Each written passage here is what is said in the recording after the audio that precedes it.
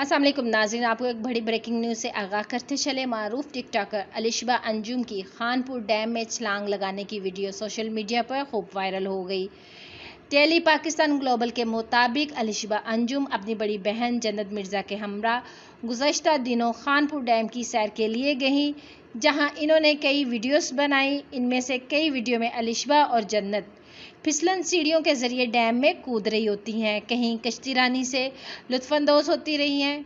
Report के मुताबिक एक वीडियो में अलिशबा अंजुम काफ़ी बुलंदी से डैम में छलांग लगाती हैं। दीगर वीडियोस की तरफ से भी अलिशबा ने लाइफ जैकेट पहन रखी होती है और दीगर हिफाजती इकदाम भी किए होते हैं।